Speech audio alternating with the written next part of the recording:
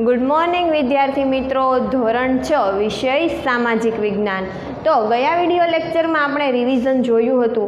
प्रश्न 1, 2 अने तेना पछीनो खरा खोटा जोया हता अने तेना पछी आपणे एक एक वाक्यना सवाल जवाब जोया हता।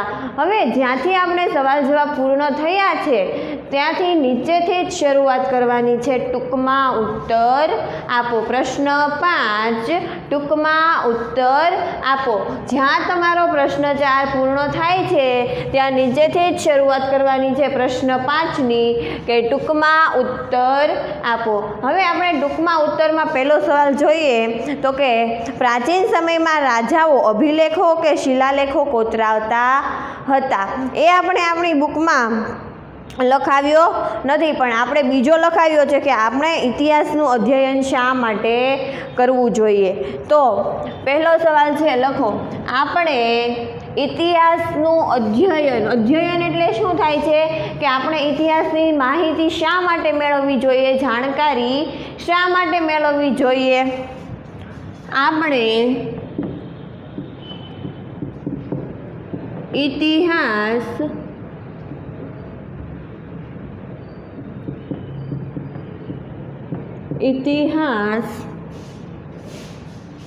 નું અધ્યયન શા માટે કરવું જોઈએ।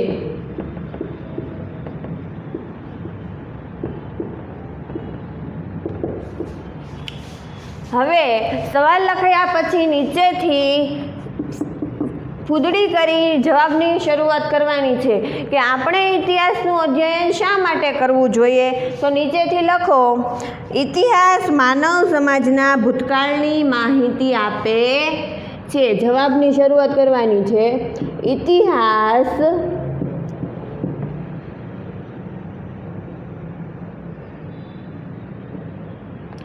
માનવ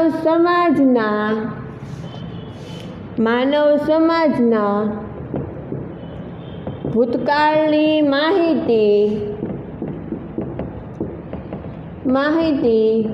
આપે છે। તેના પછી 2 નંબર કરીને લખવાનું છે, આપણા પૂર્વજો કેવા હતા તે ક્યાં રહેતા હતા। આપણા પૂર્વજો કેવા હતા, ક્યાં રહેતા હતા, ક્યાં રહેતા હતા। તેઓ શું ખાતા હતા, તેઓ શું ખાતા હતા।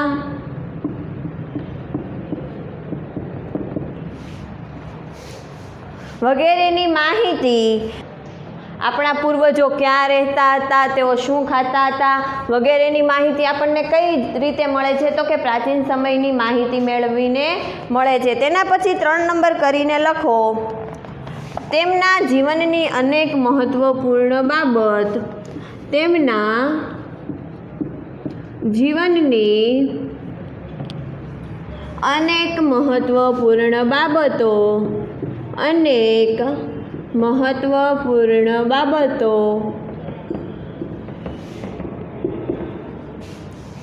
ના આધારે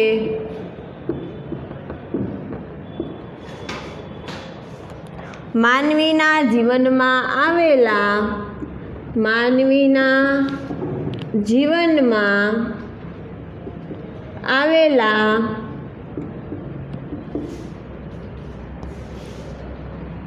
પરિવર્તનોની માહિતી મળે છે।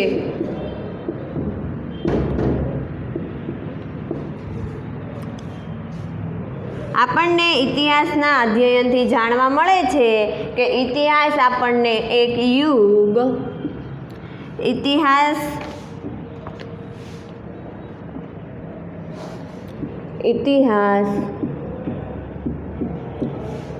આપણને એક યુગ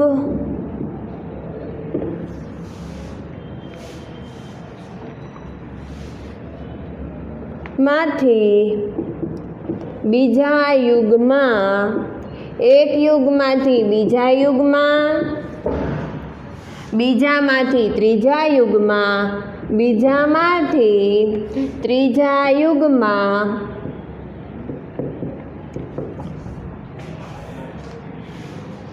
એમ અનેક યુગોને, એમ અનેક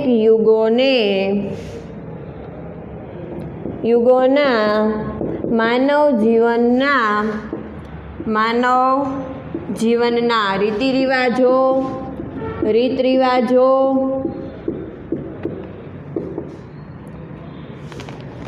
માન્યતાઓ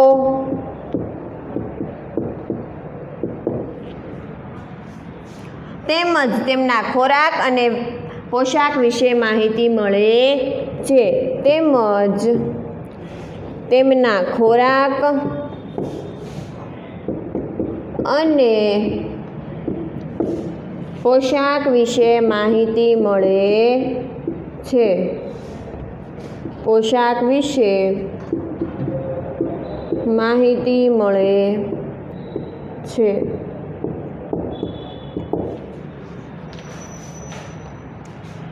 આથી આપણે માનવ સમાજના ભૂતકાળને જાણવા માટે ઇતિહાસનું અધ્યયન, આથી આપણે માનવ સમાજના ભૂતકાળને જાણવા માટે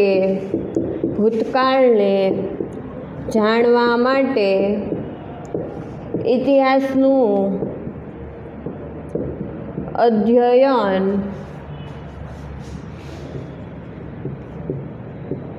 કરવું જોઈએ. હવે આખો સવાલ જવાબ આ ટૂંકમાં ઉત્તર છે, મુદ્દાસર છે, એ આખો સમજી લો કે આપણે ઇતિહાસનું અધ્યયન શા માટે કરવું જોઈએ, આપણે ઇતિહાસની માહિતી, આપણે ઇતિહાસની જાણકારી શા માટે મેળવવી જોઈએ. આ જાણકારી મેળવવાથી આપણને કઈ બાબતની આપણને જાણકારી મળે છે, તો કે ઇતિહાસ માનવ સમાજના ભૂતકાળની માહિતી આપે છે. પહેલાંના પ્રાચીન સમયની જે વાતો છે એ આપણને શેની વાતો આપે છે, કયા સમયની, તો કે ભૂતકાળમાં જે ઘટના બની ગયેલી હોય છે એને શું કહેવામાં આવે છે, ઇતિહાસ કહેવામાં આવે છે. તો ઇતિહાસ આપણને માનવ સમાજના, એટલે કે પહેલાંના સમયમાં જે માણસો છે તેનું, માનવ સમાજ છે એનું નગર જીવન કેવું છે, તેમની રહેણી કહેણી કેવી છે, તેમના રીત રિવાજો કેવા છે, એ માહિતી આપણને ક્યાંથી મળે છે, તો કે ભૂતકાળમાંથી મળે છે. પછી બીજો પોઈન્ટ છે, આપણા પૂર્વજો કેવા હતા, ક્યાં રહેતા હતા અને તેઓ શું ખાતા હતા, તેમની જાણકારી ઇતિહાસમાંથી આપણને મળે છે. એટલે કે આપણા પૂર્વજો, એટલે કે આપણા દાદા હોય છે એના પૂર્વજો જે હોય છે, પહેલાંના આપણી જૂની પેઢી, આપણે કહીએ ને કે 7 પેઢી, તો એ આપણા શું કહેવાય છે, પૂર્વજો કહેવાય છે. તો આપણા પૂર્વજો ક્યાં રહેતા હતા, એટલે કે કેવા મકાનમાં રહેતા હતા, તેઓનું ઘર કેવું હતું, પછી તેના પછી શું છે કે તેઓ શું ખાતા હતા. તો શું ખાતા હતા, પહેલાંના સમયમાં ખોરાક કેવો હતો, અત્યારે આપણે ચાઇનીઝ ફાસ્ટ ફૂડ વધી ગયું છે, પહેલાંના સમયમાં એવું કશું હતું નહીં. પહેલાંના સમયમાં ખેતરમાં જે ખેતી કરીએ અને પાક જે થાય છે એમાંથી નવી વસ્તુ બનાવીને ખાતા હતા. તો કંઈ પહેલાંનો ખોરાક કેવો હતો, ક્યાં પૂર્વજો કેવા હતા, તેમનું રીત રિવાજ છે, તેમનો કોઈ પણ માણસ હોય, પહેલાંના સમયના જે માણસો છે તે કેવી રીતે એકબીજા સાથે વર્તન કરતા હતા, તો એના વિશે આપણને માહિતી છે શેમાંથી મળે છે, ભૂતકાળમાંથી મળે છે. તેના પછી છે ત્રીજો પોઈન્ટ, તેમના જીવનની અનેક મહત્વપૂર્ણ બાબતોના આધારે માનવીના જીવનમાં આવેલા પરિવર્તનોની માહિતી મળે છે. હવે તમને ચેપ્ટર 1માં આપણે કીધું હતું કે આદિમાનવથી મનુષ્ય સુધીની સફર. તો આ જે આદિમાનવ છે એ કેવું જીવન જીવતો હતો, ભટકતું જીવન જીવતો હતો, પછી માંસ છે એવું બધું ખાતો હતો, ભટકતું જીવન જીવન એટલે કે ગમે ત્યાં રહેવાનું, ગમે ત્યાં સૂઈ જવાનું, ઘર કે એવું કશું હતું નહીં, પ્રાણી જેવું જીવન જીવતો હતો. તો એમાંથી જે મનુષ્યમાં જે ઘણા પરિવર્તન આવેલા છે, આદિમાનવથી મનુષ્ય સુધીના જે પરિવર્તન આવે છે એમની માહિતી આપણને ક્યાંથી મળે છે? તો કે ભૂતકાળમાંથી મળે છે. તેના પછી છે ચોથો પોઈન્ટ, ઇતિહાસ આપણને એક યુગમાંથી બીજા યુગમાં અને બીજા યુગમાંથી ત્રીજા યુગમાં એમ અનેક યુગોના માનવ જીવનના રીત રિવાજો, માન્યતાઓ તેમજ તેમના ખોરાક, પોશાક વિશેની માહિતી આપે છે. ઇતિહાસ આપણને શું કરે છે? એક યુગમાંથી બીજા યુગમાં લઈ જાય, બીજા યુગમાંથી ત્રીજા યુગમાં. એટલે કે સૌથી પહેલાં શું હતું? આદિમાનવ હતા. આદિમાનવમાંથી ધીમે ધીમે શું થયું છે? પરિવર્તન થતાં માણસ બન્યા. માણસ બન્યા પછી તેના પછીનું યુગ કયું છે? તો કે રાજાઓ છે, રાજ કરે છે.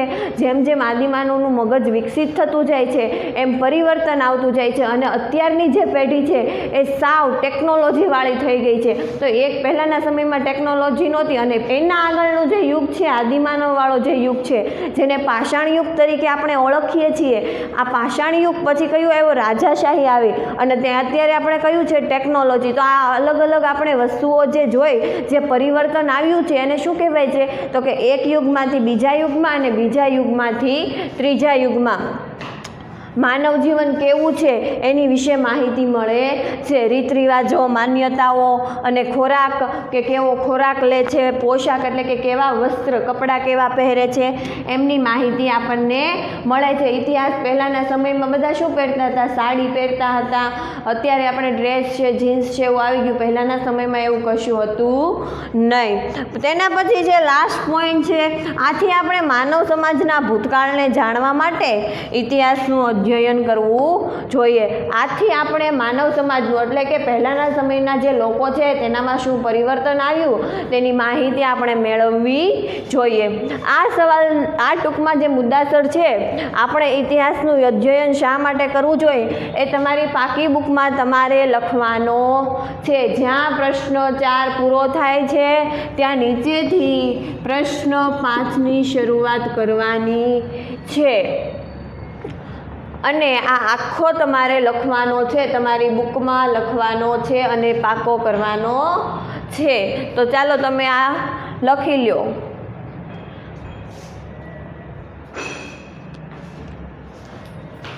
આ બોર્ડ જે આખું મેં જે લખેલું છે, મુદ્દાસર લખેલો છે, એનો સ્ક્રીનશોટ પાડીને લખી લેજો.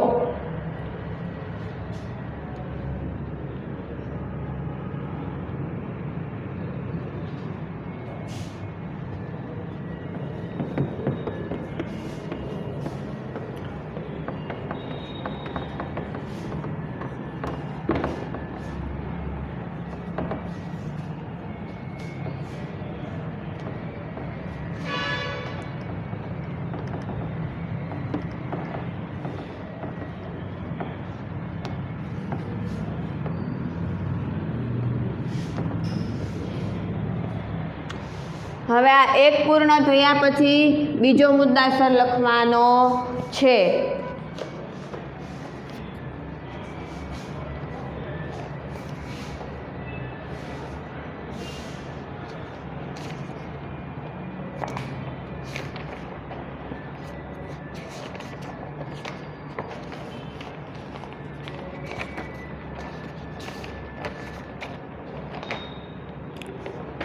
તમે જાણતા હોય તેવા ઇતિહાસ જાણવાના સ્ત્રોત.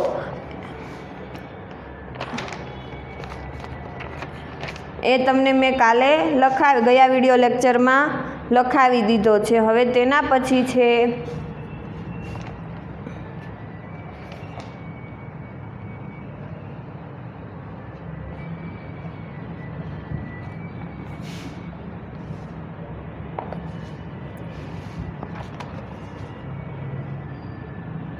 અભિલેખો.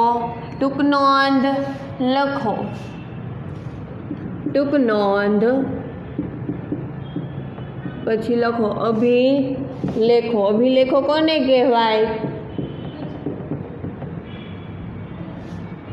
એમાં પહેલું લખો, પહેલો પોઈન્ટ, શિલાઓ અને પથ્થર પર કોતરેલા. શિલાઓ એટલે શું થાય? મોટા મોટા ખૂબ વિશાળ કાયાના જે પથ્થર હોય એ, અને પથ્થરો પર કોતરેલા કે લખેલા લેખને અભિલેખ કહેવાય છે. અભિલેખ કોને કહેવાય? પથ્થર પર કોતરીને જે લખવામાં આવે છે તેને શું કહેવામાં આવે છે? તો કે અભિલેખ કહેવામાં આવે છે. શિલાઓ અને પથ્થર પર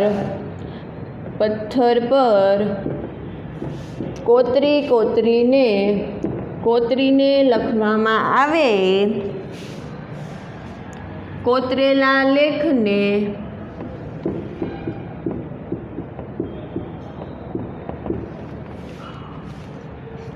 અભિલેખ કહેવાય છે.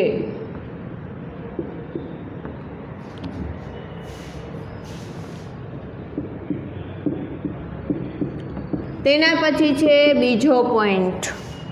આપણે અભિલેખમાંથી ઇતિહાસ જાણી શકીએ છીએ. આપણે અભિલેખમાંથી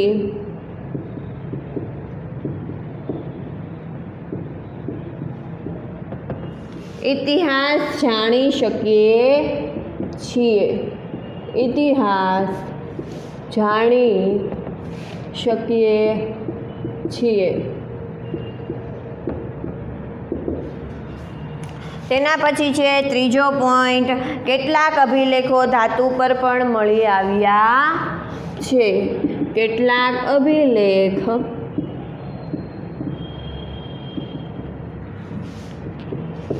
ધાતુ પર પણ મળી આવ્યા છે. તેના પછી છે ચોથો પોઈન્ટ. પ્રાચીન સમયમાં રાજાઓ પોતાના આદેશો શિલાઓ પર કોતરાવીને પ્રાચીન સમયમાં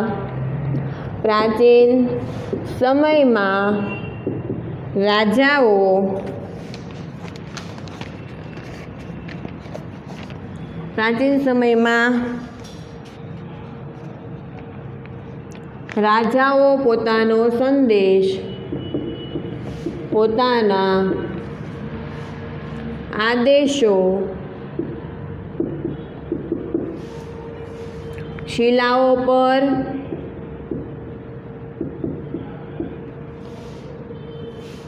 પણ મળી આવ્યા છે.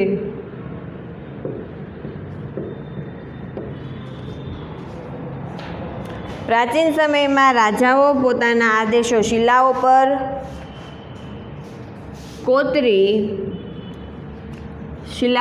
પણ કોતરીને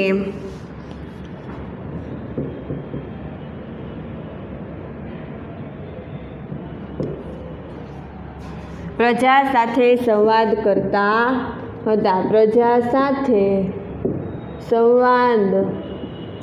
કરતા હતા. તેના પછી છે પાંચમો પોઈન્ટ.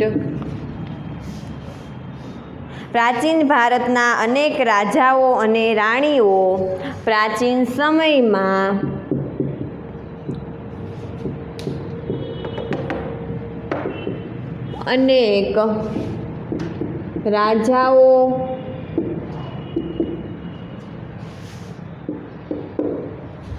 રાજાઓ અને રાણીઓ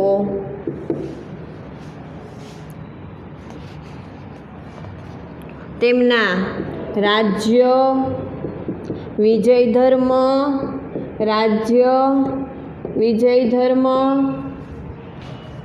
અને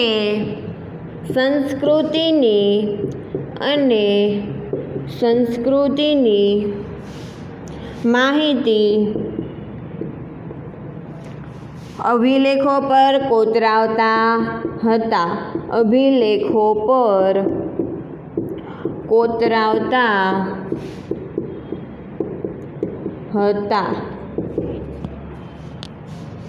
તેના પછી છે છઠ્ઠો પોઈન્ટ.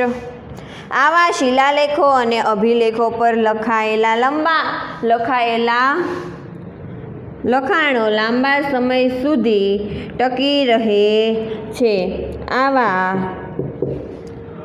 શિલાલેખો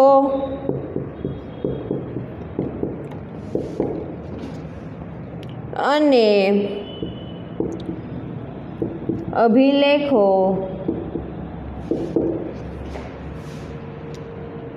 પર લખાયેલા લખાણો લાંબા સમય સુધી ટકી રહે છે. સમ્રાટ અશોકના શિલાલેખ ખૂબ જ જાણીતા છે. 7મો પોઈન્ટ, સમ્રાટ અશોકના શિલાલેખો ખૂબ જ જાણીતા છે. ખૂબ જ જાણીતા છે. હવે આપણે સમજી લઈએ કે અભિલેખો કોને કહેવાય છે. તો પહેલો પોઈન્ટ શું છે? શિલાઓ અને પથ્થર પર કોતરાયેલા લેખને શિલાઓ અને પથ્થર પર કોતરાયેલા લેખને એટલે કે આપણે પહેલાંના સમયમાં જ્યારે ગામડે જઈએ ત્યારે ઘણી વખત પથ્થર ઉપર કંઈક દોરેલું હોય કે અથવા તો કંઈક લખેલું હોય છે જે આપણે વાંચી શકતા નથી. એ કઈ ભાષામાં હોય છે? પ્રાકૃત, સંસ્કૃત અથવા તમિલ ભાષામાં હોય છે. તેને શું કહેવામાં આવે છે? શિલાલેખ પર કે પથ્થર પર કોતરીને લખવામાં આવે છે તેને અભિલેખો કહેવામાં આવે છે. તેના પછી છે બીજો પોઈન્ટ, આપણે અભિલેખોમાંથી ઇતિહાસ જાણી શકીએ છીએ. આપણે કેમ અભિલેખો પરથી ઇતિહાસ જાણી શકીએ? ઘણી વખત આપણે જૂના પ્રાચીન મંદિરોમાં જતા હોય તો ત્યાં પથ્થર ઉપર કોતરેલું હોય છે કે લખેલું હોય છે, જે તે મંદિર હોય તેમની માહિતી હોય છે કે આ મંદિર કયા રાજાએ બંધાવેલું છે, કઈ વ્યક્તિએ બનાવ્યું છે, શા માટે બનાવવામાં આવ્યું છે, તેના પાછળનો ઇતિહાસ ઘણી વખત આપણને જોવા મળતો હોય છે. તો તેને શું કહેવામાં આવે છે? અભિલેખ કહેવામાં આવે છે. જેના કારણે આપણે શું જાણી શકીએ કે આ મંદિર કોણે બંધાવેલું. નહીં તો આપણને શું આ અભિલેખો પર કશું કોતરેલું કે લખેલું ના હોય, લખાણ લખેલું ના હોય તો શું થાય છે? આ મંદિર કોણે બનાવ્યું છે અમુક વર્ષો પછી ભૂલાઈ જાય, કારણ કે પેઢી નાશ થઈ જાય. એ અમુક સમય સુધી બધાને યાદ હોય કે આ વ્યક્તિએ આ મંદિર બનાવ્યું છે, આવી રીતે છે, આનો પાછળનું કારણ આ છે કે યુદ્ધ થયા પછી, વિજય મેળવ્યા પછી મંદિર બંધાવેલું છે. ઘણી વખત આવા રીઝન હોય. પણ હવે આપણની પેઢી જ્યારે નવી પેઢી આવે છે ત્યારે એ લોકોને ખબર હોય છે કે આ શા માટે બંધાવેલું હોય છે? તો કે ના. એટલે કે જો અભિલેખો એટલે કે પથ્થર પર કોતરાવીને લખ્યું હોય તો જે નવી પેઢી આવે છે એને શું મળે છે? વાંચીને એક ઇતિહાસનો સંદેશ મળે છે. તેના પછી છે ત્રીજો પોઈન્ટ, કેટલાક અભિલેખ ધાતુ પર પણ મળી આવ્યા છે. કેટલાક અભિલેખો કોના પર કોતરીને જે લખવામાં આવે છે, કઈ ધાતુ કોને કહેવાય? તાંબુ છે, પિત્તળ છે, એમને શું કહેવામાં આવે છે? ધાતુ. તો ધાતુ પર પણ મળી આવ્યા છે. તેના પછી છે ચોથો, પ્રાચીન સમયમાં રાજાઓ પોતાના આદેશો શિલાઓ પર કોતરીને પ્રજા સાથે સંવાદ કરતા હતા. કોઈ પણ રાજા છે કોઈ તેમની પ્રજા હોય, તેમને કોઈ પણ સંદેશ આપવો હોય તો તે શું કરે છે? પ્રજા સાથે વાતચીત કરવી હોય તો એક પ્રજાને બોલાવીને તો કંઈ વાતચીત થતી નથી. એટલે એ લોકો શું કરે છે કે મોટા શિલાલેખ બનાવે છે અને તેમાં બધું લખાણ કરી નાખે છે, જેના કારણે પ્રજા સાથે સંવાદ થઈ શકે છે, બધા લોકો વાંચી શકે અને સંદેશ પણ મેળવી શકે છે. તેના પછી છે પાંચમો પોઈન્ટ, પ્રાચીન સમયમાં અનેક રાજાઓ અને રાણીઓ તેમના રાજ્ય, વિજય ધર્મ અને સંસ્કૃતિની માહિતી અભિલેખો પર કોતરાવતા હતા. તો કે પ્રાચીન સમયમાં જ્યારે રાજાઓ એક રાજા હોય બીજા વિસ્તારમાં જ્યારે યુદ્ધ કરતા હોય તો શું થાય છે કે એ યુદ્ધમાં જીતી જાય તો વિજય ધર્મ એટલે કે પોતાએ જે યુદ્ધ કર્યું છે એમનો એને કોઈ આમ ખુશ આનંદ હોય તો આ આનંદમાં એ લોકો શું કરાવતા હતા કે અભિલેખો કોતરાવતા હતા અને તેના પર લખાણ કરતા હતા કે આ રાજા સાથે યુદ્ધ કર્યું છે અને વિજય મેળવ્યો છે. આ બધી જે માહિતી, યુદ્ધની જે માહિતી છે એ કેના પર લખવામાં આવે છે તો કે અભિલેખો પર લખવામાં આવે છે. તેની સંસ્કૃતિ, જે તે રાજા હોય, સમ્રાટ અશોક છે તો સમ્રાટ અશોક બૌદ્ધ ધર્મ પાળે છે તો બૌદ્ધ ધર્મના અમુક એવા સારા વાક્યો એને પ્રજા સામે પહોંચાડવા હોય તો તે શું કરે કરે કે અભિલેખો પર લખે અને પ્રજાને એવી રીતે સંદેશ આપતા હતા. તેના પછી છે છઠ્ઠું, આવા શિલાલેખો અને અભિલેખો પર લખાયેલા લખાણો લાંબા સમય સુધી ટકી રહે છે. કારણ કે અભિલેખો પર લાંબા સમય સુધી લખાણ શા માટે ટકી રહે? અત્યારે આપણે કાગળ છે તો કાગળ ગમે ત્યારે કંઈક જતું રહે, પણ પહેલાંના જે અભિલેખો છે, આ જે પથ્થર પર કોતરીને આપણે ગામડે જઈએ ત્યારે ઘણા પથ્થર ઉપર કંઈક લખેલું હોય, કંઈક દોરેલું હોય, તો એ આપણને થોડુંક આછું થઈ ગયું હોય, પણ આપણને જેવું તેવું દેખાય તો છે. એ કઈ આપણા આગળની પેઢી છે એણે બનાવેલું, છતાં પણ આપણે જોઈ શકીએ છીએ. તો કેમ આપણને એવું કીધું? તો કે એ લાંબા સમય સુધી ટકી રહે છે એટલે. તેના પછી છે સાતમો પોઈન્ટ, સમ્રાટ અશોકના શિલાલેખો ખૂબ જ જાણીતા છે. સૌથી વધારે જ્યારે રાજાશાહી ચાલતી હતી ત્યારે ભારત દેશમાં સમ્રાટ અશોકે સૌથી વધુ શિલાલેખો બનાવેલા છે. કયા કયા શિલાલેખો એમણે બનાવેલા છે તે તમારે આગળના ચેપ્ટરમાં આવે છે કે પોતે જ્યારે યુદ્ધ કર્યું છે એના શિલાલેખો બનાવેલા છે, પોતાની સંસ્કૃતિ કેવી છે, તેમને નગર જીવનની રચના કેવી છે, એ બધી જ માહિતી તેમણે શિલાલેખો પર દર્શાવેલી છે. પછી જ્યારે તેમનું હૃદય પરિવર્તન થાય છે એની માહિતી પણ શિલાલેખમાં આપી છે. તો અહીંયા મેં તમને બે મુદ્દાસર લખાવ્યા, પહેલો અને બીજો. આ બંને તમારે તમારી નોટબુકમાં લખવાના છે. આટલું બોર્ડ છે, આ જે સવાલ છે એનો સ્ક્રીનશોટ પાડીને તમારે લખી લેવાનું છે.